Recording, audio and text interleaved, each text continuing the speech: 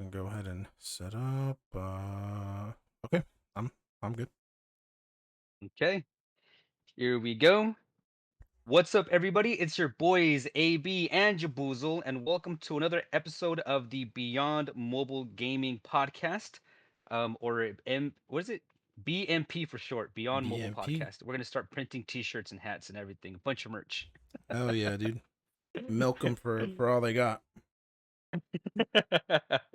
Welcome to the podcast, guys. And today we have a bunch of really cool and interesting topics for you guys today. Everything from mobile gaming to gaming landscape and just really cool topics. And I hope you guys are excited for it. Big shout out to Jaboozle. What up, Jab? How you doing, broski? I've been doing good, dude. It's been raining like crazy in California. Haven't really been able to do much. But yeah, excited to do another podcast episode, of course, and excited to get back. I don't know why I felt it coming, but yeah, it's been I don't know if many people knows I haven't really been uploading in the last week or so. So it's nice to come back and do another podcast episode and kind of try to get back into the swing of things. But yeah, like AB said, we got a bunch of interesting topics for you guys here today. Did you want to open with one or should I? Yeah, bro. I got the perfect one because over here on the Beyond Mobile podcast, we talk about all of the trending topics, and we're gonna start off by talking about Drake's recent leaks. Oh wow. I'm just kidding, bro. No, no, no, no, we're not gonna do that. No. Oh man. Yeah, we're not gonna touch that one. I'm just kidding. That would be a funny one though. No, no, no, it's not funny. Have you seen it? You know what we're talking want to talk about? I haven't seen the actual thing, but I know the topic. Yeah, I saw Okay, never mind then. it. Yeah, yeah. Drake released new music, guys. That's it. Yeah, new album drop. That's all that happened. Um, yeah, if you if, I'm pretty sure you had one about Ferg, one of mobile gaming's biggest content creators. Did you want to start off with that topic there? Yeah, sure. So I can go ahead and share my screen right here. Give me one sec. Go live. Okay. So, yeah, so we had a little bit of an interesting topic come out in the last few days or so. It looks like this is from February 5th. And so the mobile drama guy, excuse me, tweeted out saying that messages have been released showing Ferg's team offering pay to those who post about and dick ride Ferg every day. Is this W or L marketing? And it's basically just a screen grab from, I guess, their private Discord, where one of Ferg's like main guys is basically tweeting out, I guess, like the rules and sort of stipulations of what these guys have to do. Basically mentioning that they've got to, post like positive tweets about Ferg and stuff like that.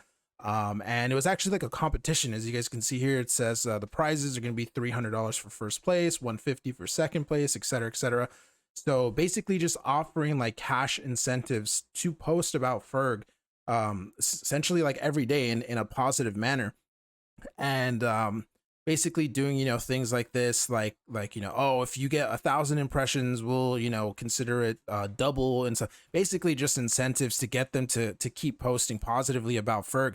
And so this kind of came out and it kind of confirmed, or I wouldn't say confirmed, but it kind of just sort of put it in the air now that I guess like, oh, Ferg is paying people to say good things about him on Twitter and stuff like that.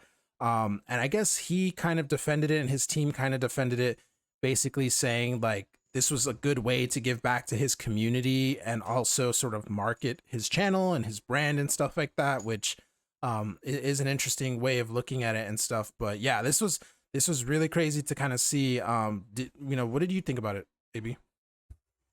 Um, I saw this and I saw the follow up to this, and I do follow the mobile gaming drama guy, and I saw these posts, and I don't know if anybody was really surprised.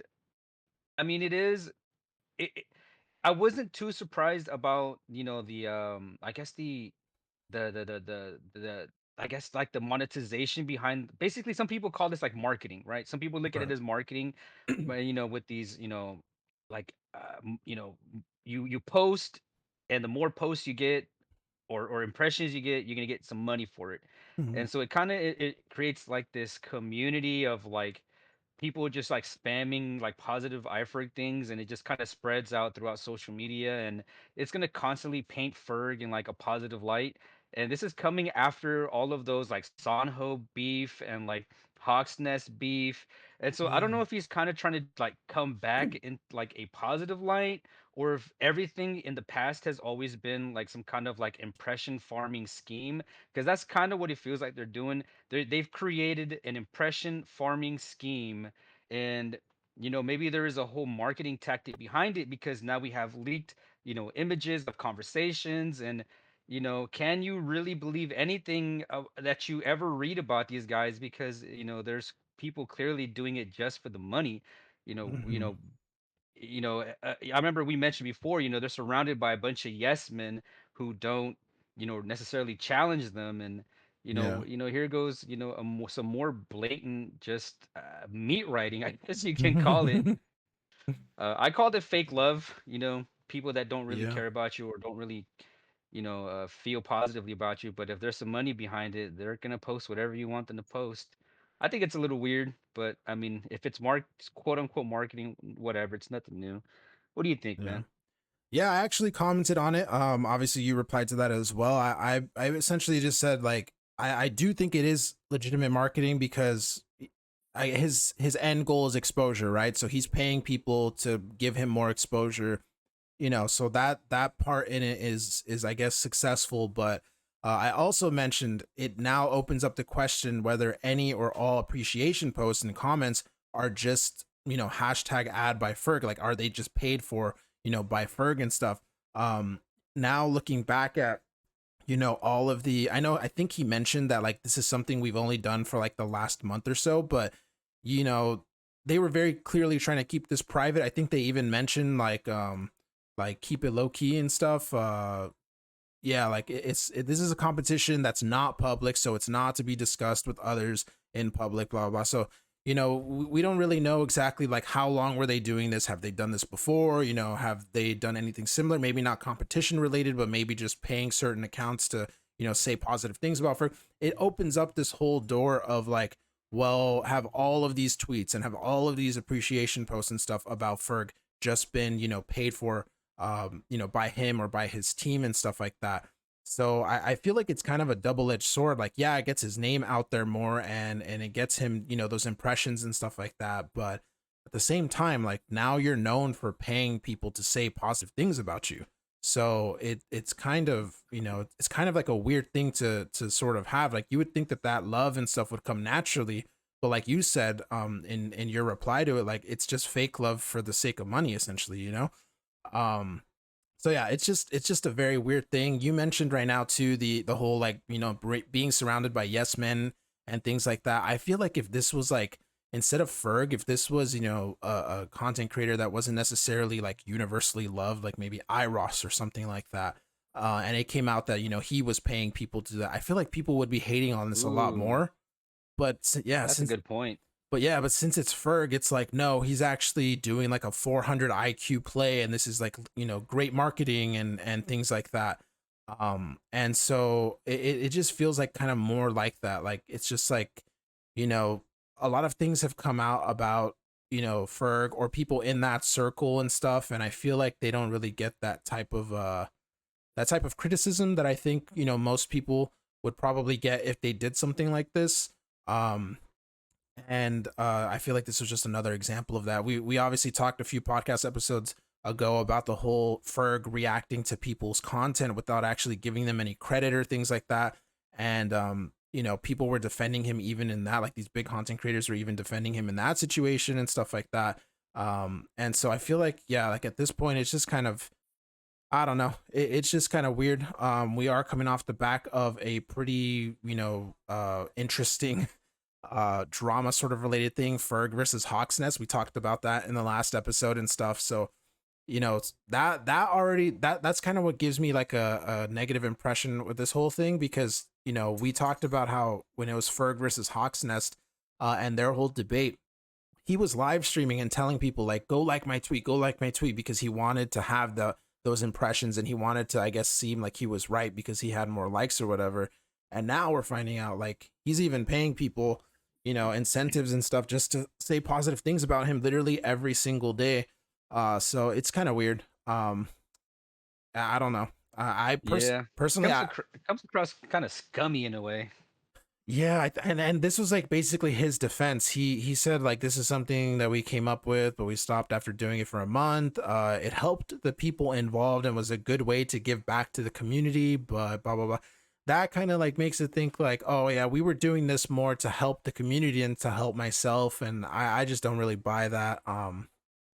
When it comes to this too, he's like, we actually got the idea because other big streamers in the world do this, and they have agencies working for them that do this exact thing, like Speed, Kai, Aiden Ross, et cetera, and all that stuff. So kind of being like, oh, this is not something new. Like we're just doing what the other big guys are doing, so it's okay and stuff like that. But like, I mean, these are not even really content creators that are seen in the best light. So I don't know why that would be like a positive thing. But yeah, overall, it's not surprising, honestly, that this is even a thing, especially how desperate it seemed Ferg wanted to sort of have those like impressions and likes and to be told that he was right in the whole Hawksnest situation and stuff. So this coming out after that honestly does not surprise me. Yeah. I like your point about if it was any other creator, even maybe maybe not even necessarily like a disliked creator, but even let's say someone like a smaller creator.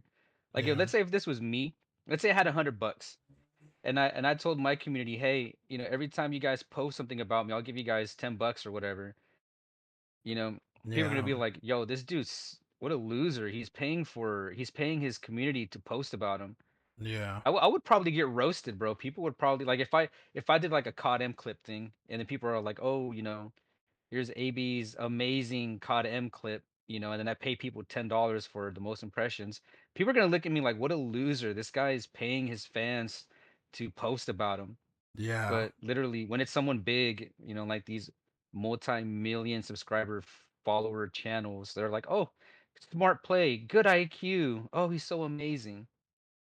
Yeah, it's I'm gonna just do it. it's a really weird thing, and it also kind of opens up the conversation too of like, okay, well, even if it is as he says, and it's just a way to give back to the community and stuff like that, like you have to kind of think too about like how can this be abused?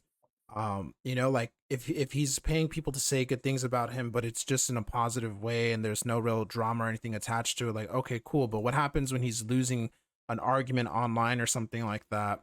And now he has this resource to kind of back him up to be like, no, no, no, no, guys, go, go make sure that I look like I'm right online and stuff. And I think someone actually pointed that out. I'm not finding the actual the tweet, but it was a part of these leaked screenshots where I think one of them came out and it was during the whole Hawks Nest thing, and whoever was making these announcements was like, go, it had something to do with the Hawks Nest thing, and and basically were like, they said something about oh, I think it's right here actually. We need to uh reply to Hawks betraying Ferg. yeah, so very clearly this is something that has already technically kind of been abused, because this is something like Ferg is speaking on stream, broskies. If you guys want to clip it, get a lot of impressions. I'm not posting it. I get targeted like crazy. Please, whatever. At Twitter, we need to reply to Hawks betraying Ferg. So this is something. This is like his main guy, by the way, too. I'm pretty sure this is like his community manager or something. I don't exactly know. Um, but this is obviously like something like, oh, okay. So this wasn't just about giving back to the community and giving them money and sort of doing everything in a positive way. This is very clearly like, oh, Ferg's in a controversy with Hawksnest. We need to make sure that Ferg wins. So go reply to this tweet here to make it seem like Ferg is right, Hawksnest is wrong, or whatever. So that's kind of weird, and that to me comes from like a place of like sort of insecurity and like and just the need for winning online arguments or whatever. So that's kind of why I don't think this is really a good idea either. He's apparently said he was only doing it for a month and they're not doing it anymore, but I think he did respond being like, should we bring it back and stuff like that? Because again, people were actually like defending him and stuff. Um, But yeah, it's just a really weird situation, man. I don't know why people Yeah, care. it's weird. Yeah, It's so weird. I don't know why people care about like likes and impressions and stuff so much to the point of like now Man. let me pay people to defend me on Twitter. I know, like, dude already has like 3 million subscribers. He gets like hundreds of thousands of views of video. He's obviously liked. He's probably one of the most liked content creators out there, or mobile content creators out there. And Right. dude doesn't stand there. He has to have the most likes, and he has to be validated in everything he does. He's so weird and cringy. I mean, that kind of comes with the territory though, right? When you're kind of surrounded by people that want to be your friend or want to be associated with you, so they kind of always, say positive things about you or ignore when you say something dumb or do something dumb and things like that. It's essentially the whole yes men thing. And I guess it probably comes from that, like the need to always be right now, the need to always feel like, yeah, the people are on my side sort of thing. And yeah, I don't know. I personally, I even if this is like good marketing to grow a channel or whatever, I could not see myself paying people to say positive things about me on Twitter. That to me just seems kind of crazy. And then to go even further and then like have your team and your group of people being like, guys, go go reply to this controversy thing because Ferg's losing right now and we need to make it seem like he's winning or whatever. Um, it's just such a weird situation, and some of the things that Yeah, these big content creators find themselves in. so weird. Yeah, but So weird. Yeah, then yeah, weird. Just weird. yeah, that's really what all I can kind of like sum it up as. It's weird. It's kind of crazy. Like I said earlier, I don't think this is the support that he got. I don't think that would apply to me or you or any content creator who might be seen sort of negatively in the mobile space or whatever. But because it's the big guy, you know, apparently this is like genius 400 IQ level marketing, and we're all kind of just but yeah, that was pretty much that topic. Did you want to go ahead and move us on to the next one? Yeah, speaking of iFerg and the CODM community, I would like to segue into a topic um regarding CODM for PC. Ooh, Let me screen share this for you. yeah, let me go ahead and Right here. Okay, hopefully you can see that. Is it sharing? it's loading up. Excuse me. Okay, sorry, my bad internet. No, no, no worries. Let's see if it's actually working. Come on, baby. Come on, baby. Don't do me like this, baby. Let me see if Come on, baby. closing it and opening it. Oh, it Let me try it says again. yeah, it says stream has ended. Let me, yeah, let me try that again. How about now? I got the little red square, so hopefully it's working now. Okay, it should Oh, be streaming now. yes. Awesome. Yeah, so a few weeks or like a couple weeks back, there was some leaks of of of an official COD M version for PC. Right now, currently, you can if you want to play the game on PC, you can play with an emulator. You can use Game Loop, which is the essentially the official version, the official emulator to play COD M. Mhm. Shout out to you, Jeb. You're the one that put me on game. Recently, my mobile phone, my Samsung's Type C port busted, so I haven't been able to make content on my mobile phone. But I've been able to use the emulator to play COD Mobile, and it tracks your progress. It has your login information, so you're able to pull up all of your account stuff. It's been a really cool way to continue playing COD M on PC, Yeah. but unfortunately the emulator isn't perfect. One of the biggest struggles that I have with the emulator are the key binding and some of like the controller mapping and stuff like that. It isn't like fluid, it's not optimized. And there was some leaks of an official, like finally an official PC version of COD M. And it turns out that, well, at least according to the COD Mobile like official Discord, someone asked, I guess, like the moderation team or whatever, if will that PC version ever go global? And someone replied, oh, for sorry, let me backtrack a little. Mhm. The PC version of the game is being tested in China and China only. Uh, it's still like a little early. They started testing I believe about a week ago, and there are methods to get on those playtests. There is a big Call of Duty content creator named Merc Music. He probably is like one of the biggest ones that is playing the PC version right now.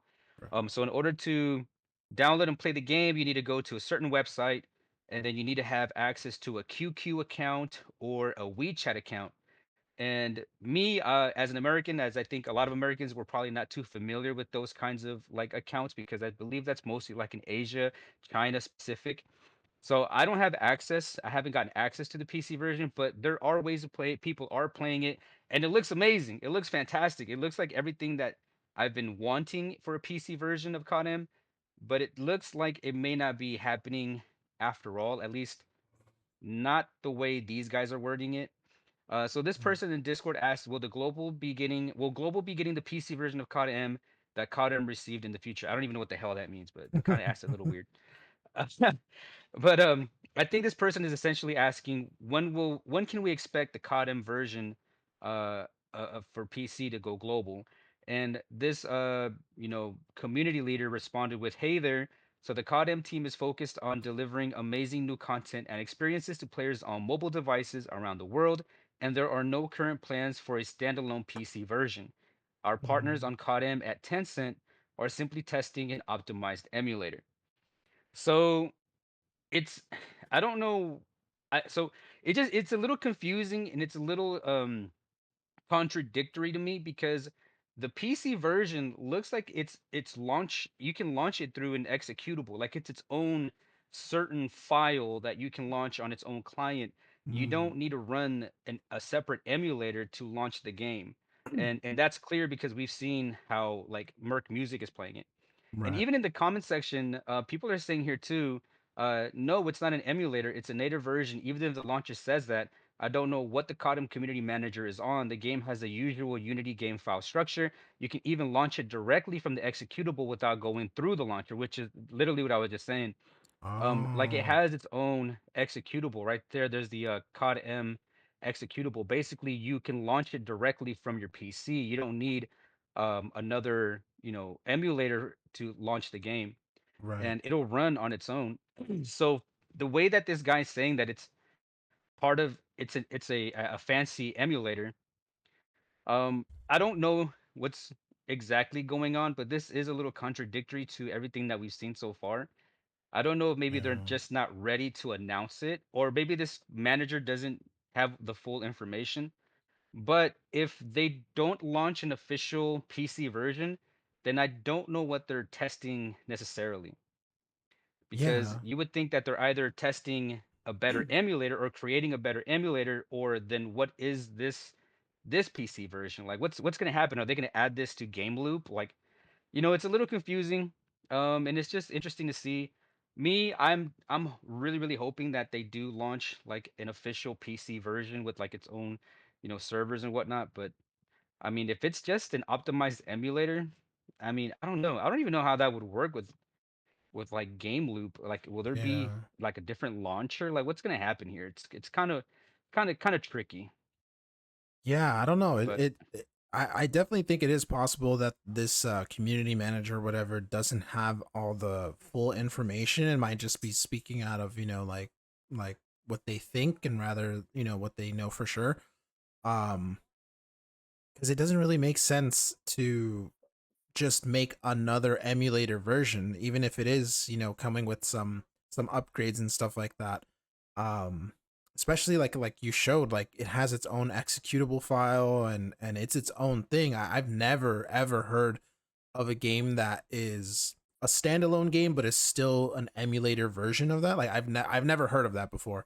So that would be very interesting if that was the case. I think it could probably just be that this community manager maybe doesn't know exactly what they're talking about, or maybe this is what they are supposed to say because technically they haven't like fully announced, the actual COD PC version and they haven't like released any official statements saying like this is coming to the global market and things like that. So maybe it's kind of like when when people ask Nintendo like when's the new Nintendo Switch coming out, and they go like right now we don't have anything in the works, like we're focused on Nintendo Switch, but they're making a Right. new console. Like it might just be the PR sort of thing that they're meant to say.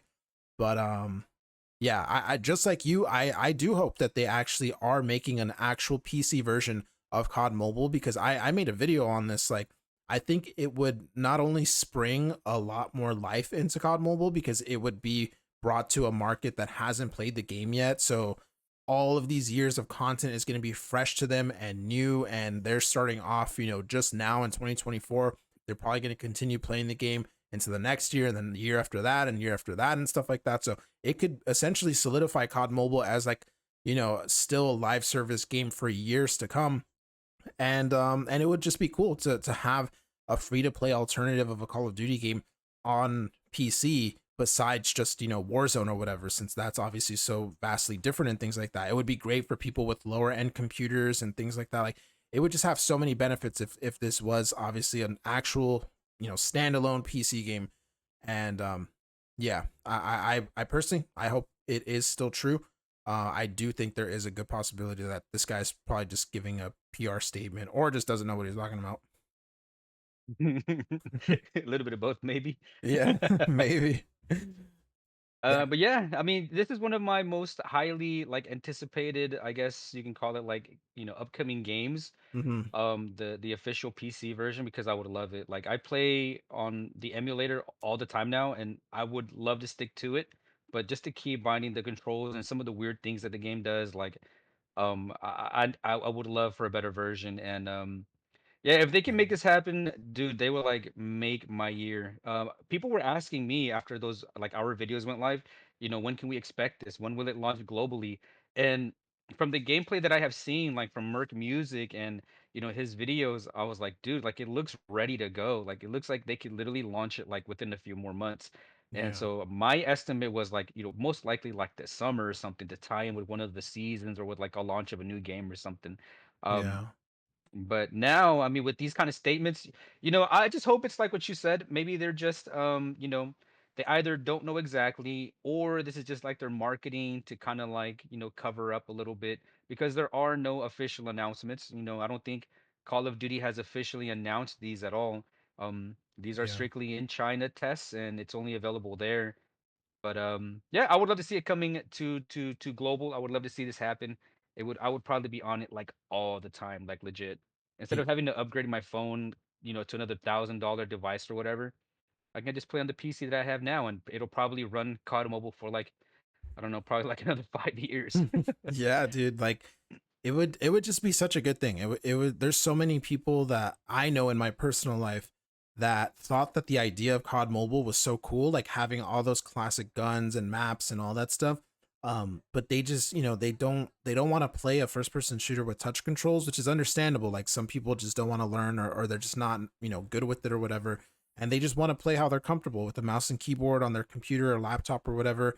And so I genuinely think like if they did bring this to the global market on PC as a standalone game, like it would spring like a whole new like second life to COD Mobile. Because even if all the Android and iOS gamers are kind of bored of it now because they've been playing it for 4 years, like the entire PC market who don't play mobile games, they haven't even touched this game yet. So this is going to be brand new to them. They're gonna probably play this for the next few years at least, especially if they keep updating it and stuff like that. And you also have to mention, I think they mentioned it. This person over here on the right says, it looks like it's going to be doing what Bloodstrike and Farlight 84 are doing. Like that's something that you have to keep in mind too. Like a lot of these mobile games now are releasing not just on mobile but on PC as well. I think Undawn has an official PC version on Steam. Farlight 84, same thing. Combat Master, same thing. Bloodstrike, same thing. Like these games are not just doing only Android and iOS anymore. They're expanding to the PC market too, and some of them in some cases have more success over there than they do on mobile, So it would just be like a natural thing if they want to keep up with the times and they want to continue to have COD Mobile to be this game that continues to be developed, continues to be updated and stuff like that, especially since we're so close to the Warzone mobile release. Like, this would make it so that like it would just be a definitive like COD Mobile's not going anywhere. Like it's still going to be, supported even with Warzone Mobile out, even with whatever the new Call of Duty game is going to come out, this year in November or whatever. Like it would be a really really good thing overall in my opinion. And yeah, that's pretty much what I got on that. Oh yeah. Thank you, Jab.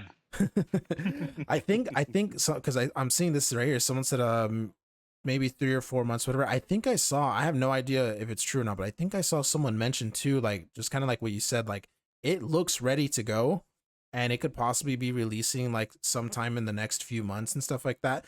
Obviously Warzone Mobile, I think right now Warzone Mobile has the estimated release date in the App Store as what is it? April 30th, I think. So that's not too far away, that's like a couple months or something like that. So maybe after that, like maybe, a month or two after that in the summer, like they just, they just decide to drop it on PC or whatever. And it wouldn't affect, the Call of Duty game that's going to come out inevitably in November or whatever. Cause, it would come out months before that. And yeah, it just makes everything about it just makes a lot of sense. So yeah. Yeah, I agree. Yeah, but moving on from that, guys, we also have another interesting topic. And speaking of Call of Duty, speaking of Warzone Mobile, we actually just got an update yesterday to Warzone Mobile, and it looks like they're slowly implementing some of the newer features and newer sort of mechanics from MW3 into Warzone Mobile, which is something that before they were kind of like iffy about. Like they were kind of like, if we do that or, if we end up doing that or whatever. But now it looks like they are actually going to bring things like the movement and stuff like that. I don't think they've done it 100%, but I do think that they've slowly sort of started to tune it and stuff. But the update, just like most Warzone Mobile news, an update isn't all positive. As you can see here, it says Warzone Mobile is amazing as a quote. And then this guy says an iPad user, like shut up, you don't even represent 5% of the mobile gaming community. The 95% are suffering, so keep your opinions to yourself. And this actually got a lot of popular content creators talking about it in the comments section. Because I don't mean to scare you, Jeff. oh my god. You're can you share your window, please? Yeah. I literally just realized. Sorry about that. No, you good, bro. But yeah, here was the tweet that like I just mentioned. Basically, a lot of these I guess content creators saying that the new update's amazing and stuff as they usually do. Basically, I guess people like this basically saying that it doesn't represent the majority of people who can't even play the game even still. And it just kind of just sparked a usual debate as to like whether or not this game is optimized yet or things like that. This was a tweet that I actually thought was kind of interesting. Ducky the Gamer saying, I played the game on a $600 phone and it ran like a champ. You can't expect Warzone Mobile to run at 60 FPS on an iPhone 8 from 7 years ago. To me, this is interesting for a couple of reasons. Number one, I feel like he's talking about a $600 phone, like if it's like a budget phone. Um, that's a lot of money. like to spend on anything. Like $600 is a lot of money. And I feel like some of these guys like they I don't know if it's that they're just, I know they're in like a completely different tax bracket than I am. So maybe this is like cheap to them, but I feel like for the average person, like this is a significant amount of money to dedicate to a phone, even though obviously phones do so many things. Like it's a lot of money still. And so to kind of be like, bro, like even $600 phones can run Warzone Mobile at 60 FPS. Like why are you complaining? Like the average person cannot afford this, right now. Like I'm pretty sure we both live in like LA. Like I live in the United States. I do work and like I have like a side hustle. I do YouTube and things like that. This is still a significant amount of money for me to even consider to, to get a new device or whatever and stuff. But I feel like some of these big content creators kind of don't understand that, I'm pretty sure there's some regions where like even less than this is the the minimum wage for an entire month. So to kind of be like, yeah, bro, like these budget $500 devices are running Warzone Mobile like nothing, like it's kind of weird. Is the he mentions that he's using a OnePlus 12R. Is that like this year's model or something? I'm pretty sure it's either this year or like last year's model. I think someone was mentioning the specs in the comments, and they're like, bro, like why are you trying to make it seem like this is like a cheap phone or whatever when it has like some of the latest specs. Yeah. Snapdragon 8 Gen 2, so a 1 year old processor, like top of the line, 8 to 16 gigabytes of RAM, which is probably way more than most people have. It was released 2 days ago on February. It's a brand new device, homeboy. It's a brand new device. Damn. I'm pretty sure. I'm pretty sure he's sponsored by OnePlus too. I'm not saying that that's why he's throwing it in there, but I'm pretty sure he is sponsored by them. I think I've seen a video of his that he was sponsored by. Oh yeah, he is being sponsored by OnePlus in the video that he made. Um, yeah, I mean, look, don't get me wrong. These are good specs for what is it, $500 retail, I guess. That's Right. that's good specs. Don't get me wrong, but it's not about the specs. It's to do with the actual like price. Like that's unaffordable for I would like this dude said originally. For like 95% of people, that's probably unaffordable. Like if you told me right now, like if I could not run Warzone mobile right now, and then you told me like I'm gonna need to drop 500 to get this, like I couldn't just do that, you know. Like I would have to like really consider that and stuff. Um, but yeah, I feel like I don't know. It's Warzone mobile. Part of me is excited for it, but then at the same time, part of me is kind of like I don't know, man. Like you know the optimization stuff. It has gotten better, of course, but at the same time, like has it gotten better for the low end devices? Has it gotten better for the mid range devices? Because I've only personally played it on some of the higher end devices and stuff like that, so I can't actually speak from experience on that. But it's just it's a weird thing, man. It's a game that has so much hype around it, but at the same time, I feel like has so much controversy and so much like issues, I guess you could say. Um, and I feel like the community right now is kind of divided on this. Yeah, every time I see posts about Warzone Mobile, especially after updates, it's always, like I mean, it feels like it's divided down the middle. It could just be the amount of posts that I'm seeing, but Mhm. like it'll be like one half of the community is like garbage, worst update. You guys just ruined the game. It used to run well, now it doesn't. Look at these graphics. What are these PS1 graphics? And then on the other side, I'll see updates or posts like, oh, best update ever. The game looks great. Never looked better. It runs perfect on my whatever device, and it always feels very divided. And optimization clearly, for mobile devices isn't easy.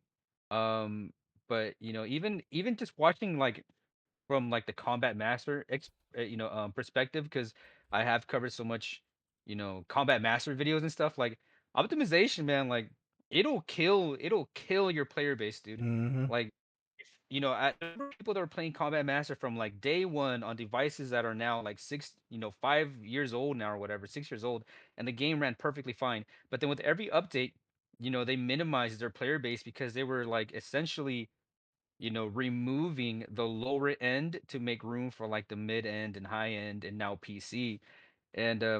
Warzone Mobile seems like it's kind of doing the same thing, where every update, they're minimizing their player base. And supposedly, the specs for or the requirements for the game, are going to be, granted, probably a little bit more strict than Combat Master. But I mean, I'm seeing the same trend where it's like people just getting booted out of the game constantly, just people having a bad experience. And when this game finally launches, I really don't know what size of player base it's going to be. Huge because it's Call of Duty, Yeah. but I mean, I don't know. It's also got to future proof itself. Like we got to understand that too. Like this game is going to be, when it launches, it has to be able to survive for like the next 5 years, I would say 4 years at least. Yeah. So it kind of does have to future proof itself. But I mean, and you can't, like, Ducky can't shit on people because they can't like upgrade, $600, $700 so you can play the next game. Like, come on, bro. We can't upgrade every year. Yeah. You know what I mean? Like with consoles, we upgrade every 5 years or so, right? You go from a Mhm. PS4, then the next cycle is a PS5. That's a 5, 6, 7 year gap with like Nintendo Switch. And this dude's like, bro, just buy a $600 phone. Like, chill out, bro. Yeah. Yeah, I feel like some when you get to this point where you have like device sponsorships and you play on, you know, things like an iPad, I feel like your idea of what the average person can afford and what the average like, you know, dollar means to a person, like I feel like that kind of gets a little jaded. And that's why I think I see sometimes some of these bigger CCs being like, "Bro, what do you mean you expect to run Warzone Mobile on your 4-year-old phone? Like just buy the new $500 thing, like it's no big deal." But it's like, you know, the average person can't really afford that, and then at the same time, like the amount of people that are going to buy a brand new mobile device specifically for mobile gaming in mind, I imagine that number is really really small. um and yeah, I'm definitely guilty of the whole like, you know, saying like Warzone Mobile's great now and stuff like that, but I also do try to mention, because I've played it before on like the Red Magic 8 Pro, for example, but I've tried to mention like, you know, I have an outlier device, like I have one of the better devices and stuff, and I know this is not going to be everyone's experience and things like that, but to kind of like try to make it seem like, you know, $600 phones that literally released, you know, two days ago, um are like complete budget devices, and like anyone can afford it and stuff like that. Like that's kind of crazy. It's one of the reasons why I actually made this video 3 weeks ago where I talked about the best budget devices for Warzone Mobile. And I basically just culminated a list. I can't even remember how many phones I put on the list, but I basically just made this video to sort of showcase. What's like, up, guys? Jaboosle here, back with a brand new Warzone Mobile video. Oh my computer is like slowing down. But yeah, I made this video specifically to give people ideas of like what can I sort of go for if they were looking for another device, you know, but something that isn't $600 or whatever. Um, and I basically just made up a list of a bunch of devices that were relatively cheap and used, because, you know, obviously that brings the price down quite a bit and stuff. It is kind of difficult making these type of videos though, because, you know, everyone's currency is different, the prices for things are different in everyone's countries and stuff like that. But, you know, what I consider to be budget devices are 100, like this one says oh, sorry about that, like this one says $168 used, you know, that to me sounds like something that's a little bit more affordable versus like $600. Same thing with something like this, the iPhone 10s, $128 used and stuff like that, you know.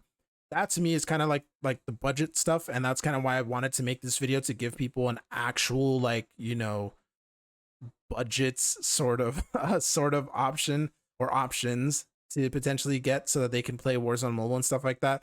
Um, because I just see other people at other big CCs all the time mention things like this, like $600 phones, no problem. $450 phones, like no problem, go get it. And it's like, dude, like, you know, people can't afford stuff like that. So that's kind of the you know, reason why I made a video like this. But yeah, it's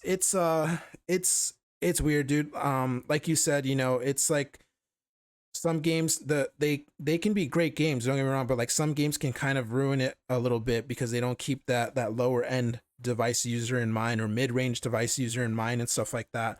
Combat Master is an excellent example. It literally started off and got popular because it was like a low end version of Modern Warfare 2019 kind of.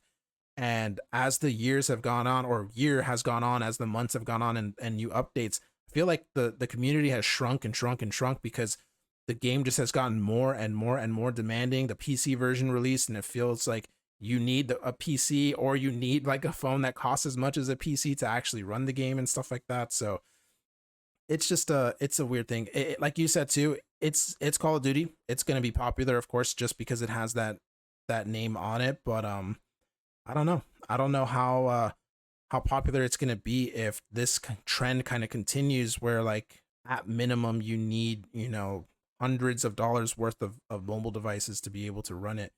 Um, but I guess that's why Call of Duty Mobile is still a good option, right? Like it still runs pretty well on lower end devices.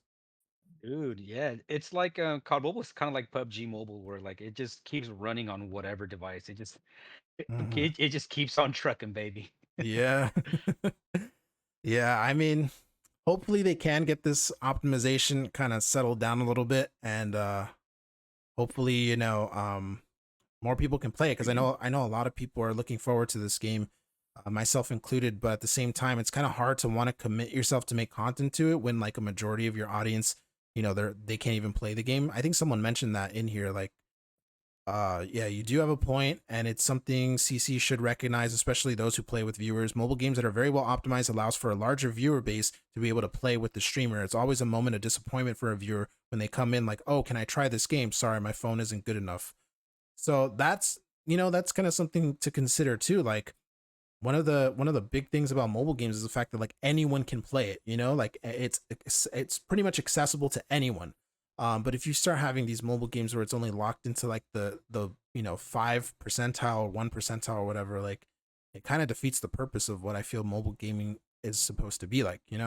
So I don't know how this game is gonna play out. We're only like what 2 months away from its supposed release. It's gonna be Yeah, it's gonna be really interesting. yeah, interesting indeed. Hopefully, I'll have a working phone by then. Yeah, dude, that I've actually wanted I'm to ask you about that. Do you have any I'm plans to gonna get have your to watch your video. I gotta watch that Jaboozle video of the top 10 affordable devices that you can get right now. We should link it. I'll link it. Yeah, dude. I mean that was really the whole point of it was because I know some people are like, bro, I can't really afford these $1,000 phones and stuff like that. I want to play Warzone mobile, and that's kind of just to be like, okay, here's a few options that will only cost you like a couple $100. Or I kind of tried to keep it. I had like a couple price budgets in mind, like 1 to 200, and then 2 to 300, and I think the most expensive one I featured was like 3 to 400, and that was like towards the end of the video where it was like if this is your budget, this is what I would recommend. But most of it was centered around that like 1 to 250 mark. Um, but yeah, it's gonna be interesting. But by the way, you mentioned your phone, the USB-C port, not really Yeah. working that much. Do you what are your plans with that? Are you gonna get it fixed, or are you gonna just upgrade to a new device, or Yeah, my original idea was to get it fixed, but just because of like my work schedule and then like trying to like squeeze YouTube into everything, I just haven't had the chance to like actually take it to like a repair shop.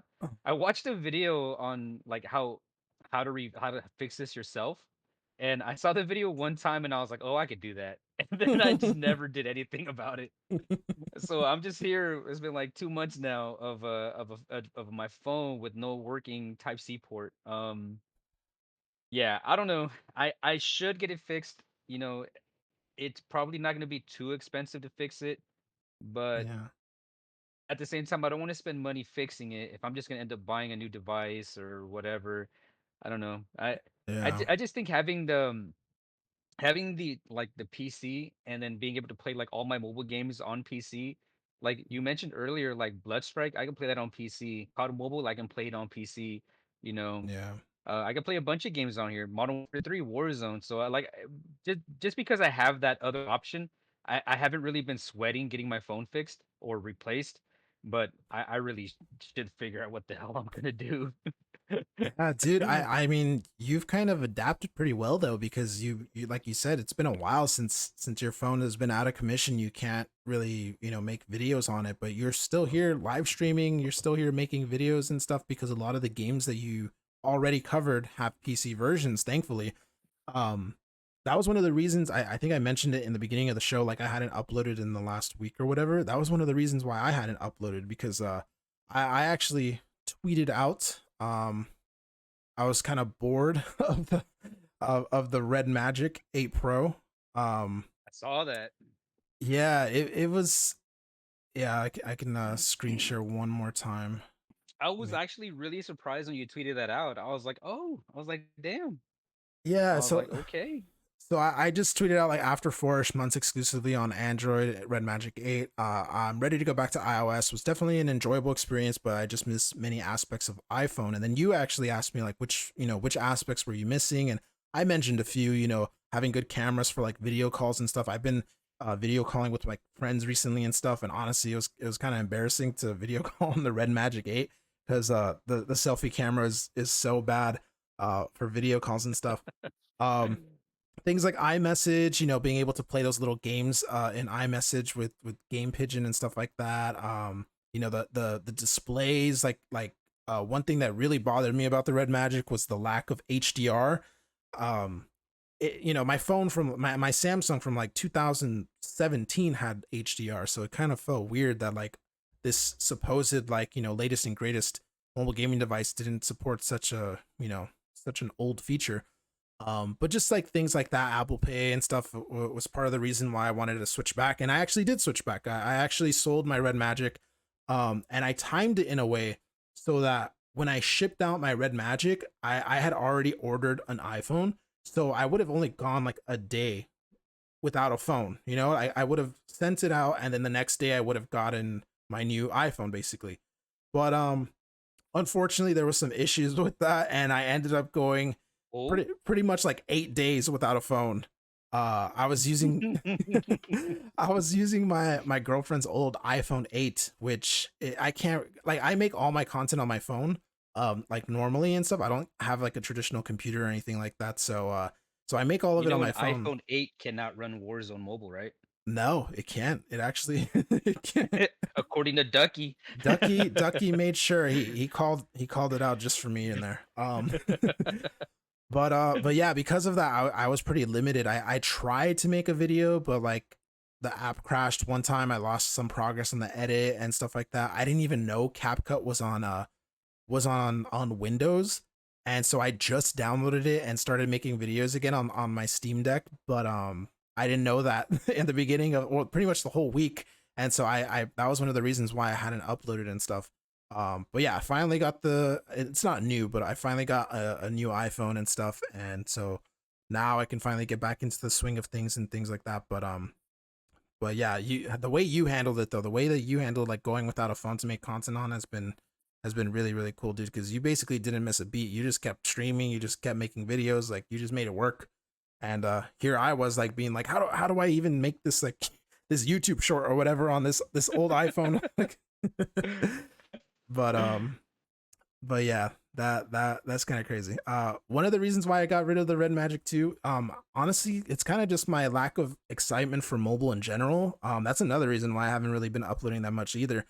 I feel like when you look at some of these other platforms, PC, there's a lot of news right now about like the Nintendo, so the supposed next console being revealed next month, and the direct that's supposed to be coming out next week and things like that. Like I feel like they have like such positive things and like these new games constantly, and really good games and stuff like that. And then we have mobile, and it feels like everything is kind of just a waiting game to countless soft launches Right. and betas and stuff. I don't know if you saw this, but it could possibly be that Rainbow Six might be coming out. Rainbow Six Mobile might be coming out to like 2025. Ooh, what the heck? Yeah, so I guess they had like a conference call or something like Ubisoft, and they talked about some of their upcoming projects. Let's see, where is it? Where is it? Yeah, here it is. Okay, so the investors website this morning, according to the report, the company is looking forward to several titles in the future. The Division Resurgence, Rainbow Six Mobile were mentioned by name, as were Assassin's Creed Red and Star Wars Outlaws. These games were given basically a timeline of 2024 to 2025. So at the very least, this confirms that Rainbow Six and the Division Resurgence are coming later this year, like potentially at the earliest. Um, Right. After April to March, because I guess that's, or after April, sorry, because that's when their next like fiscal year begins or whatever. Um, Hmm. but there's a possibility that it might be sometime in March 2025, and Yeesh. which is I kind was almost afraid you were gonna say it got canceled. of yeah, it's crazy too, because remember when that game was announced like a year ago, and they were like, we've been in development for 3 years, and now here we are another year after, and it's still in like soft launch phase with only like a couple of regions. um Yeah.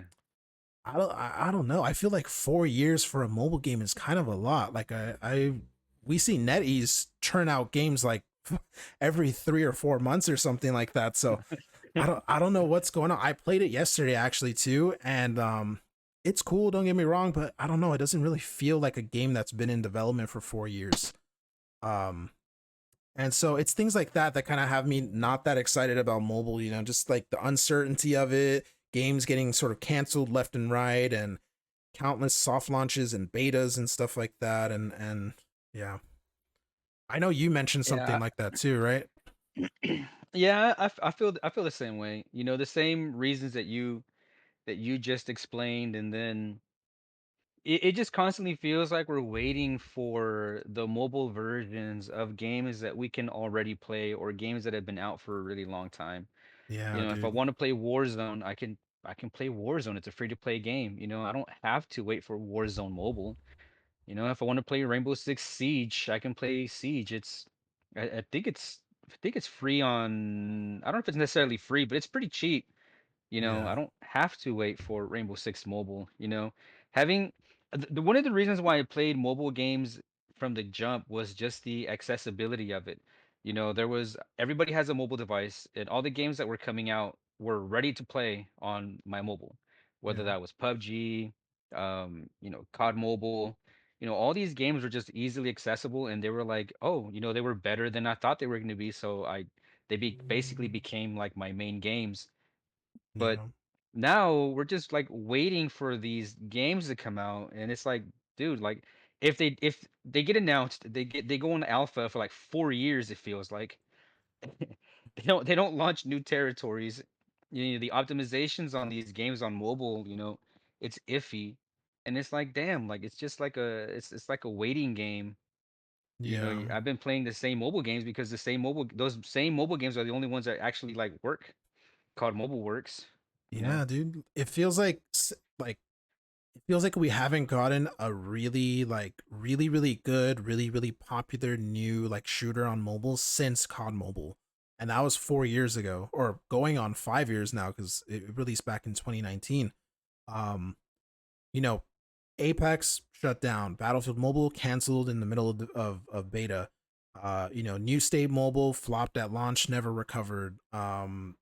You know, like even some of these not under, sorry, indie games, essentially like Bloodstrike or like Combat Master, you know, they also kind of we also kind of experienced the same thing, the whole waiting and waiting and waiting for updates and soft launches and things like that. Um and it just kind of, I don't know, there's just this like uncertainty with mobile that kind of leaves everything in limbo essentially. And then like you just said it like perfectly right now, like it also feels like we're just waiting for games to come to Android and iOS that have been available on other platforms for literally years. um Valorant Mobile is one that I was really looking forward to on Android and iOS, you know, for the last year or so. But then I started like thinking like, dude, I could have been playing Valorant on PC. Like I don't have the best PC or anything like that, but I have something that can run Valorant. I could have been playing that if I wanted to make content on it. I could have been doing that, but you know, we're just waiting for these things to come to Android and iOS, and it's like, okay, by the time it does come out, it would have already been like a thing for, you know, I don't even know how long Valorant's been out, but 3 4 years, something like that. Yeah. Same thing with Rainbow Six. I'm pretty sure Rainbow Six Siege has been out for like 7 or 8 years or something like that. So the fact that we're barely getting it now on Android and iOS all these years later, and in some regards, it's like an inferior version. You know, it's kind of like, well, was that wait even worth it? So it's, I don't know. Yeah. Sometimes I just look at other platforms and what they got going on, and I'm just like, damn, it's like they don't really have that level of uncertainty, and they don't really have that like huge waiting period and stuff like that. We constantly see new games come out and stuff. Palworld, for example, just kind of comes out of nowhere, you know, crushes Yeah. everything around it, and it's like cheap too. It's like $30 or something like that, and um, you know. Freaking love Palworld. Yeah, I wanted to ask you about that actually. I know you wanted to talk about it. What do Ooh-wee. you Oh boy. Oh boy, do I want to Palworld. what do you think about it, dude? As someone who I hasn't bought love it, it. I have not bought it yet. I just want to make it clear, and for anyone who knows me knows that I'm a very big Pokemon fan. Um, so but I'm not like one of those Pokemon fans that's like super protective over it, and it's like, you know, screw Power World, like they ripped off Pokemon. Like I don't care. Um, but yeah, it looks interesting to me, and I wanted to get someone's firsthand experience of it. Yeah, so it was one of the topics that I wanted to talk about today. Sheesh. Palworld has taken the world by storm. Sheesh. And Palworld has, been celebrating all of their achievements and accomplishments. They recently tweeted out that they had over 19 million players. Damn. That's over 12 million on Steam and over 7 million on Xbox. There are no other platforms that can currently run the game or that it's available on. There were some leaks about potentially like a mobile version, but Yeah. not exactly the way people were thinking that it's because I guess there's some leaks of like of a iOS version that you can like I guess sign up for, but it's not available, and that one might be fake. But I remember you, Jab, you covered you made a video covering a mobile version of Pal World, Yeah. but they teamed up with like an actual well-known mobile dev. So I guess there's at least like some kind of groundwork being set there. Yeah. But I mean, going back to, Pal World and its huge numbers, I guess it's currently like the top game on Steam. It has like some of the highest like active players like ever, I think, beating out Counter Strike, but Mm. not necessarily beating PUBG. So it's like up there. Yeah. And this game is only $30. Um, the gameplay that you get with this game is insane. It's like a mashup of like Ark Survival, The Legend of Zelda, Tears of the Kingdom, and Pokemon. Yeah. And it's a crazy mashup, but it plays so well. It's so fun. It is buggy and glitchy. Like it's not a perfect game, but it's technically like an early access. Um, but there's also been a lot of, controversies around it because it does share a lot of similarities with a lot of like Nintendo IP. Yeah. And Nintendo has actually made a statement on it. They have actually commented, and there's been some some follow up here. According to Dexerto, they said, "We will take appropriate action against those that infringe our intellectual property rights." That was from President of Nintendo Shuntaro Furukawa when questioned about Palworld. Um, Yeah. there are, from playing the game myself, there are some similarities that I've seen, from like audio cues to certain like like design choices that the game has, especially with like UI and stuff. It does look very Legend of Zelda like. Everyone always saying, "Oh, Pokemon, Pokemon, Pokemon," but like when I played it, I've seen a lot of Zelda mechanics in it, like the way that the character climbs and your little like stamina meter, and I'm like, bro, like. I know Nintendo didn't invent these ideas, but like it's very Zelda like. Um, the game is a blast. I mean, clearly with those kind of numbers, people are Yeah. having a really good time with this game. But I don't know what's gonna happen. Some people are saying that there isn't enough here for Nintendo to really take it down Palworld. Um, but I mean, from the few hours that I've had, I would say there isn't. There isn't enough here for Nintendo to really take it down. But I mean, I don't know. Yeah. It's definitely a fine line. It's a really fine line. Have you Yeah. haven't had the chance to play this, right, Jab? Is there any reason why you haven't?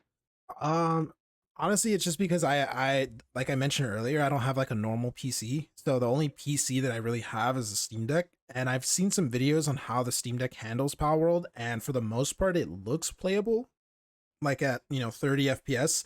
But I have noticed that people have like made their own like custom performance mods for it and stuff because it can drop like well below that. So I've just been waiting for like either some type of optimization or either just me like just buying like a laptop or something, which is something that I've been thinking about doing. So that's really the only reason, is just because I don't want to buy it and then try to play it at like 20 FPS on my Steam Deck or anything like that. But yeah, it looks really interesting, like you said. I know the obvious comparison immediately is always Pokemon because of the pals, I think they call them. But yeah, I've watched some gameplay, some streams too, and I definitely noticed like similarities to other Nintendo IP, like you mentioned, The Legend of Zelda, Breath of the Wild, and Tears of the Kingdom. Some of the mechanics and like UI elements kind of remind me of Ark too, the dinosaur survival game and stuff. So yeah, I don't know. I think if Nintendo did have a case here, I think the game would have been shut down already. Nintendo is Yeah. pretty, yeah, they're pretty litigious. Like they will, they've sued like emulators of their consoles. They've taken down like people, distributing like ROMs of their games and stuff like that. So if this game here actually was infringing on their rights, like if they were actually using like Nintendo assets or modifying like Nintendo code or something like that, Nintendo would 100% have shut down this game. The fact that they haven't, to me, it doesn't make it seem like, oh, they're building a case or anything like that. Like, no, I think they're just like, yeah, they've got things that look similar to us, but it's not enough that we can actually take them down or whatever. Um, it is what it is. Palworld, obviously huge success, but at the end of the day, I don't think it's gonna be really that big of a threat to Nintendo because Pokemon, it is the biggest media franchise in the world, not like the biggest video game franchise or anything like that. Like it's the biggest media franchise in the world. They've got the trading cards, they've got the merch, they've got the anime, they've got the games, they've like they're in a position where even with the success that Palworld has had, like Nintendo's not gonna go broke tomorrow because of it. So I don't think it's gonna actually get taken down or anything like that, unless it does get proven that like, oh, they've actually taken some assets or something like that. For me, as a Pokemon fan, I think it's good that Palworld exists. A lot of the other monster catching games never really caught on, and I feel like they've never really gotten this level of success. Um, and I think it's good that one of them finally did because if anything, it's gonna push Nintendo and push the Pokemon brand to sort of make better Pokemon games because now they have like genuine competition. Um, and yeah, so I kind of just look at it like that, and I kind of just think like if Power World exists as a good alternative, I'll play that. It'll be cool, and if it makes Pokemon games better, that's good for me. Um, Yeah, yeah, that's one of the things that a lot of people said about Palworld is like, even if it is taking a lot of inspiration from Nintendo IP, it's actually a really good game, and it puts together a formula that feels fresh. And some people were even calling Nintendo like, or I guess the Pokemon. Well, what's the developer for Pokemon? It's Game Freak. Game Freak, yes. They were calling Game Freak one of the laziest developers of all time because they haven't had to really like innovate or update their like game engine and like Yeah, really push Nintendo to the next like level. Whereas like Palworld is, it does have this very cartoon aesthetic, but there are some like pretty adult themes in here, and the game is very self-aware. It knows what it's doing. The people literally have guns, yeah, and you can torture your pals, you can enslave them, make them work. Something that Nintendo would never do. yeah, But like having your pals like work with you side by side as you're taking down enemies and stuff like that, that's stuff that I've like dreamed about since I was a kid. And Nintendo never did that, at least I never got to play a game like that, not like this, where you're literally like side by side fighting with your pals. yeah. Um, for anyone that has had a chance to play the game, I think it grows on you very quickly. Even Pickled Gamer, I know you know who Pickled Gamer is. He's Yeah, like a big FPS guy. He's got these big muscles. He's got the big old Spartan beard and everything. He's all Giga Chad out, and every time that we talk, he's like, "All right, I'm gonna go play Palworld." yeah. He'll like stream Warzone, Modern Warfare, Combat Master, and he's like, "All right, I'm gonna go play some Palworld." Like it really does have like this addictive gameplay, and it's just a lot of fun. Yeah, And I hope it motivates Nintendo to to step their game up, man. Like I would like that to see this in the Pokemon universe. that's one thing though that I've noticed in this whole debate though is that I think a lot of people assume that Nintendo makes Pokemon games, but I think that's a very common misconception because Nintendo doesn't actually make Pokemon games. They don't even own the Pokemon brand. The Pokemon, brand itself is owned by three different companies. It's owned by Game Freak, obviously the developers. It's owned partially by Nintendo, and then it's owned partially by, I believe it's a company called Creatures. And so them three, they all manage this thing, Pokemon. And apparently, like, I guess Game Freak, though, when it comes to the games, like, they're the ones that dictate things. Like, they're the ones that dictate when these games release or when they get made. They're the actual developers themselves of the games and stuff like that. Apparently the director is like really really old school, and he doesn't really believe in like these big development teams. So they only have like I think a couple hundred employees, and that's one of the reasons why people uh theorize that so many Pokemon games like lack innovation, and they have like a yearly release schedule as well, similar to like Call of Duty, for example. So if it's not a mainline game they're releasing this year, it's usually like a spin-off game or a remaster of an old one and stuff like that. Um, and that's all Game Freak, like when you look at actual Nintendo titles, when you look at Zelda, when you look at Metroid, the remaster they just did, when you look at Mario, when you look at Smash and stuff like that, like they're killing it. Like they've released some really really incredible games in the last couple of years. Xenoblade as well. Really, it's the only Nintendo property that has been kind of lackluster is Pokemon, and it's because of that. I think it's because of Game Freak and the way they do things. And so yeah, I really hope that Palworld pushes Game Freak to like actually, you know, push the Pokemon brand and make it as good as it can be and stuff, instead of relying on nostalgia, and instead of relying on just like these constant like almost even less than yearly releases. We in this last couple of years we had like Pokemon Brilliant Diamond Shining Pearl, and then a couple months after we had Pokemon Legends Arceus, and then a couple months after we had Pokemon Scarlet and Violet, and it's like this is not enough time to develop these games and make them as good as they can be. Um, so yeah, I really do hope that Power World really pushes Game Freak, pushes Nintendo and creatures to actually make Pokemon a better game. I apparently they're going to be announcing some stuff later on this month, because it's going to be a Pokemon Day on the 27th, I believe. So we'll see Ooh. what they got in store. Yeah, I've seen some of the leaks. I've seen some people saying it might be remakes of the Generation 2 games, Gold and Silver version.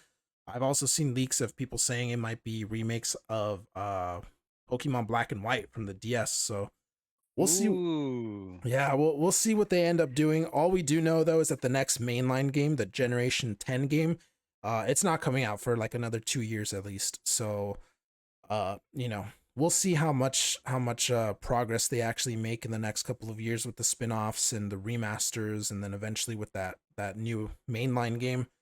But yeah, I'm gonna definitely have to pick up Power World though. Maybe when I get like a laptop though, because I don't know. I'm looking at some of these like these scenes that you're playing, like all the effects and everything like that, and I'm like, I don't know if my little Steam Deck here can handle it. Well, if you can get it, I think you'll. Oh my God, he just launched that guy into Yeah. space. It's stuff like that makes the game look so much fun. Oh man, crazy, crazy game. Yeah, I definitely got to get back into it. I haven't played it since I bought it. But Yeah. definitely I keep thinking about it. I'm like, damn, my pals, they need me. But yeah, I think that's pretty much all the topics I had to talk about today, bro. I know we're trying to keep it a little bit shorter than usual, and that's pretty much all I had to say. Did you have anything you wanted to end the show on with? Um, maybe one last topic, Yeah, one yeah, last one. for sure. We could touch on it briefly. I'm sure you've seen it, Jab. The freaking Apple Vision Pro has released. It's available now for a measly $4,000. It could be yours. Chump change, apparently. Chump change to go alongside your $600 mobile device. You can get That yourself that tweet the right Apple there, Vision Pro. old head This T is Pain. Jab. Oh yeah, yeah. This yeah. with the little Dragon Ball Z thing on the side of it. You said wasn't nobody gonna wear them shit, and y'all canceled that. And now they gone, and now look what we left with. And then now it's too late. Now we can't go back. It's over. I'm not leaving you behind in this dumbass world. I want to see everything through this motherfucker now, and it's going down. I appreciate you trying, but few times. It's what I call that shit. why they Yeah. gotta So why they gotta do him like that though, dude? Look at the tweet. It's like old head T Pain rants about. wait. Old head T-Pain ranting about Apple Vision Pro. That's funny. So he's actually he's pretty T-Pain sounds pretty optimistic about the Apple Vision Pro. He said he likes it. He likes wearing it. He does look kind of goofy. Looks like you're wearing like ski goggles or like Yeah. a jet fighter helmet. I've seen some interesting applications. There was one guy, I think it's this clip here. So this guy's actually, because now that the Apple Vision Pro is available, people are trying to find which clever ways to utilize it. How does this benefit people in their day-to-day lives? Like otherwise, why get it? Besides it being like cool tech. But this guy here, this actually resonates with me because have worked on my cars since I was like a teen. Since I had like my first car and it was a hand-me-down, it was always breaking down, and I always had to Google things or like hold a book or something to try to fix my car. This guy's Mhm. actually having multiple tabs open on his Vision Pro. He's watching Mm. a YouTube video on how to fix what he's fixing, while also keeping this diagram for the relay for the fuses and stuff. And I think this other one is, I don't know what he's got on that other one, Twitter or something. But like being able to free up your hands while you're watching the tutorial and you have your relay like notes and stuff here, pretty clever. And I wish I would have had this like a few years ago. This would have freed up Yeah. my it would have been able to free up my hands, look at everything on the fly. And very clever. I know it's not going to be for everybody. I don't think everybody will benefit from this kind of tech, but seeing clips like this, I'm like, oh, it kind of makes sense. Yeah. Besides, some people are saying that you can stream with it, you can do digital art and design, and it's a very expensive piece of Got tech. music Like set this up seems here. overboard. So for me, this is overboard. Yeah. Like Homeboy has like Jesus. this. Yeah, this is like extreme. Right here for some groceries. He literally has a grocery list. Really? But it's crazy how it adapts to him depending on the room. Like Yeah, it it's like like it remembers. yeah, so How's it it's going? somebody on their old school setup. Welcome That's in the so house. Everything stays 2003. pinned Seriously. exactly where we He left only it, has one But screen. and that's it. Let me know yeah, if you have and questions. like it I mean I'll say a couple more that's things. amazing tech. And Got messages again. I don't know, Got Jeb, what do music you set think? up Is this the here. future or is it just like a novelty kind of piece of tech? What do you think, man? It's very, very interesting. Obviously, to me, it's not $4,000 interesting.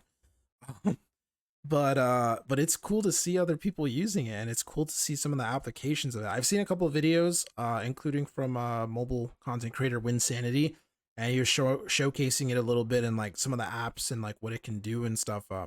The ability to just literally like make it so that you have a full panoramic view of like Japan or like Mount Everest or things like that. Like that's really cool, and it kind of puts you in a spot where obviously you're not actually there. Um, Being able to put all those screens up like that, like have like your YouTube video playing and your notes app open and you're writing stuff down, like that's all really, really cool stuff. And I do think that maybe not Got music this set up here. this particular headset might not be the future, but I do think this type of like technology in the application, it probably is going to be the future. Like just having these digital screens and them kind of being malleable, and you can move them around and you can resize them and stuff like that without actually having to have the screens and stuff. I think that's for sure going to be something that we see more and more of in the next few years. um Kind of reminds me of like having a projector, but you don't actually have to have three or four different projectors to just be displaying something out on there. You could just have a headset and it does everything for you. What's going to be interesting to see though is how they can actually get this down where like the average consumer can afford to buy it. Because right now, I feel like it's just like a rich person toy. Like Right. like $3,500. That's more than my rent. Like it's not. It's something that I literally would not be able to get even if I really, really, really wanted to.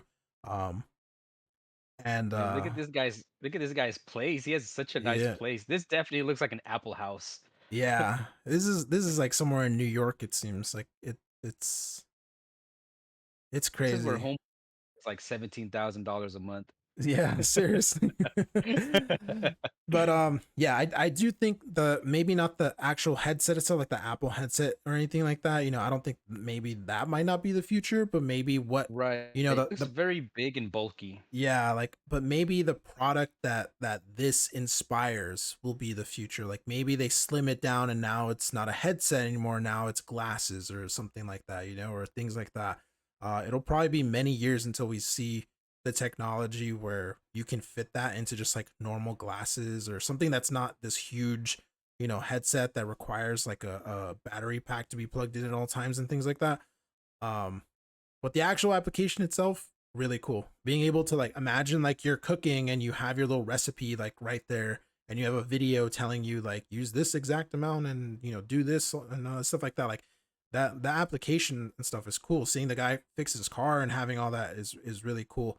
I don't know. I think it's probably like many years away from this being like actually affordable for the normal guy and stuff. Yeah. I haven't seen anybody play video games on this yet. Does it run? Can it run video games? Can Uh it display video games essentially? I think it can display video games. I know Winsanity has made a few videos on that. I think he had it displaying like PUBG Mobile. I think he had maybe Palworld as well, like displaying out and stuff. Um, but I don't know. I don't think it actually runs like the game itself in the headset because there's a lack of controls and stuff there. So I don't know how that would work. But Oh yeah, I didn't think about that part. You're right, bro. yeah. I Damn, mean, over it I'm would over here in the future. Dude, it would be cool though. Imagine you can pair your like PS5 controller to the headset and now you can just play like games, directly from it. They would probably have to how to make a pizza lunchable.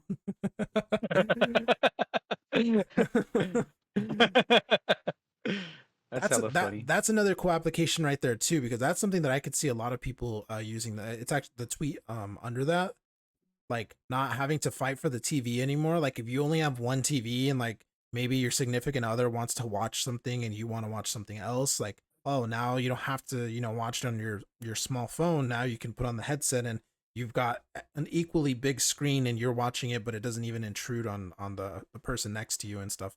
Um, that's pretty cool. It's just things like that that make me think like yeah there's just too much utility there that like that can't not be the future, like that it has to be where we're eventually headed to. Oh shit, yeah, like look, he's playing PUBG Mobile with it.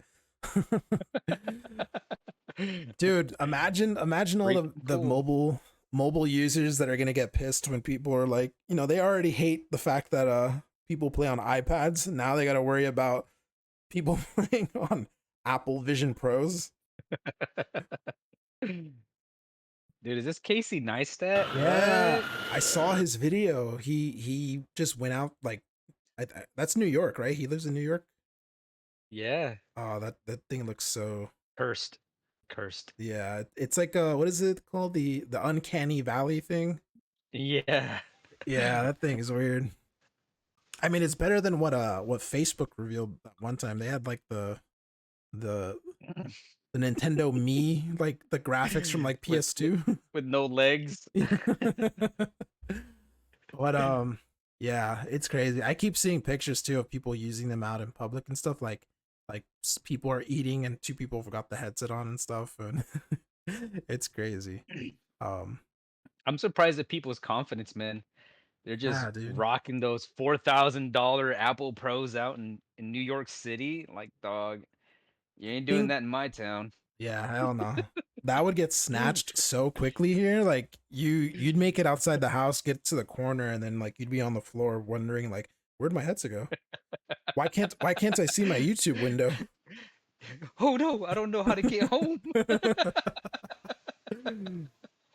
Oh man. Yeah, it's crazy. Dude. But it's a cool piece of tech. I'm interested to see like it'll probably take like till 2025 maybe until we start to see like Android competitors like on equal footing, maybe something from Ooh. Samsung or Xiaomi or something. But it'll be interesting to see if they can replicate something that's like as useful like utility wise, but maybe it has like a third of the price tag. Like maybe it debuts at like $9.99 or something. Like that would be pretty crazy to see. Still too expensive though. I wouldn't be able to get it, but one can dream, right? Yes. But yeah, Get man, my Apple Vision Pro. that's the future, dude. We're gonna be in 5 years. We're gonna be doing this podcast in the Apple verse with our Apple headsets on, looking right at each other, even though we're like thousands of miles away or whatever. I'd be sick.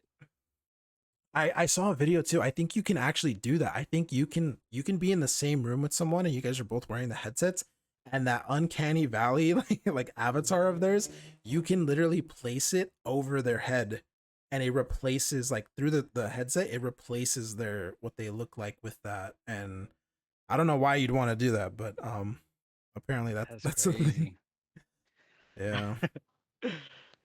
Well, I think we reached our conclusion, Jab. What do you think? Yeah, I think that's a good amount of topics for us to cover. I will be trying to do timestamps if you're made it this far into the podcast. I'll be doing timestamps so that you guys can go back to certain topics or skip to one, because you don't want to hear about another and stuff like that. Hopefully in the future, me and AB do have more plans for the Beyond Mobile podcast too. Maybe face cams, maybe getting some guests on here that are popular in the mobile gaming community. That way you guys can get a third opinion on things, and them bring their own stories and their own topics and stuff like that. That'll be cool. But yeah, make sure you guys let us know in the comments down below if you guys are enjoying the podcast. And that's pretty much all I got, dude. You got something? No, that's pretty much it. Thank you so much for watching, guys. We hope you guys enjoyed the podcast episode today. And like Jab said, I'll also be making timestamps for the video. That way you guys can skip around to the topics that interest you or go back to a previous topic if you want to catch up on something.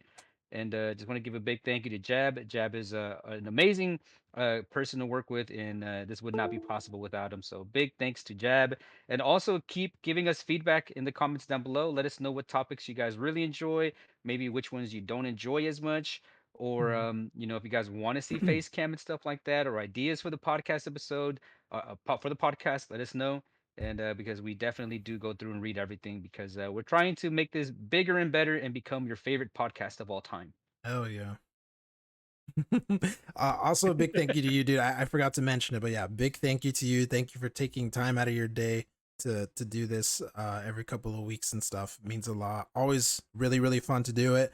And yeah, if you guys have not subscribed to AB yet, please make sure to do so. Trust me, if there's any mobile gaming content creator that deserves a sub, it's this guy. So yeah. Nah, sub to Jab. Road to 25K, baby. Getting close, yeah. Almost there. You're getting close to 10K too, dude. So we got to get you there as well. We got to put in that work. But yeah, guys, thank you guys for watching. Hope you guys have a fantastic rest of your day. That's it from us, and we'll see you guys in the next one, all right? Peace. Peace.